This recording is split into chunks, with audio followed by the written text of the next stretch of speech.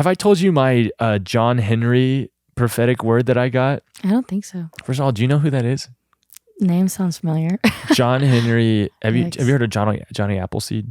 Okay, yeah. Paul Bunyan. Yeah. That's what I was kind of thinking. So John Henry is an old folks tale guy like that. That's funny. They're all John. Something about John. John Bunyan, Johnny Appleseed, John Henry. Yeah. But so when I came out and got the invitation from Corey, I came out and visited in June. It was actually Father's Day weekend. I came with my friend Connor, one of my best friends. If he's listening, I love you. Shouts out. But I came out here with him, and whenever we were here, he gave me a prophetic word. He's like, Nathan, I feel like you and the team are coming out here to do a John Henry type ministry. And so I'm like, I gotta brush up on John Henry. Yeah. I like watched a little Disney short of him when I was a kid, but I'm like, what's his story? I go back, find this Disney short. It's kind of hard to find.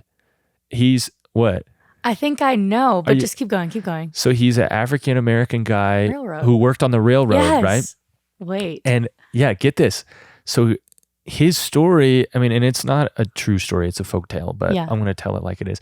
His story was he worked on the railroad. He's a big guy, big, strong guy. He could, do twice as much work as an average guy. He had two hammers and, one in each hand, and they worked on the railroad. Well, one day, this machine comes in and they're like, well, we got this new technology, this new machine who can do all the work of your whole railroad crew. And at first everyone's all upset. They're like, we're going to get our jobs taken. And John Henry's like, no, I challenge the machine to a one-on-one battle. Dang. And whoever does the most, work by sundown gets to have the jobs. And so John Henry, takes both hammers in his hand and they go at it. Everyone's cheering. It's amazing. They go for hours all the way till sundown. They even go through the mountain. And, at some point it looks like John Henry's going to win. Sometimes it looks the machine's going to win. Yeah. And they go through the mountain. No one can see what's going on inside. And then John Henry emerges on the other side, who he had defeated the machine. And then the way that the story goes is he actually falls down and dies. He gives his life for this. And what I felt like, so this is the word that my friend Connor gives me, because I feel like you guys are coming out here to be John Henry.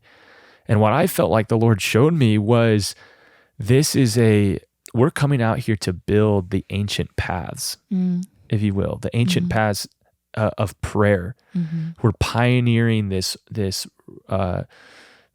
road of in the place of prayer. And then I think the machine in the story represents the spirit of this age, coming against a real enemy that's looking to take us out, a real enemy that's trying to replace the ancient path type of way. No, it's like difficult. It's it's laborious and at times, whatever it is. But I felt like we were coming and we would give our lives to this, not necessarily drop dead at the end of it. Lord, but hear our prayers. But you get what you get the illustration. Yeah, I love that idea of like there's not a replacement. There's not another way. Like there's such a stream of thought right now in like the secular church, like where it's like there are other ways. It's easier. There's compromise. There's this, and it's like no, like returning to that ancient path is like there's not. You can't like switch out the things of God, the things that God has established for whatever. So I love that illustration. It even has like a kind of David and Goliath feel. Like, as you were talking, that's what I was thinking. It's like David coming in the name of the Lord against the enemy. And that was his tactic, coming in the name of the Lord. That was his warfare. Yes. And so that's what we're doing when we gather in the prayer room. We're coming in the name of the Lord and refusing to come another way. My goodness. Yeah.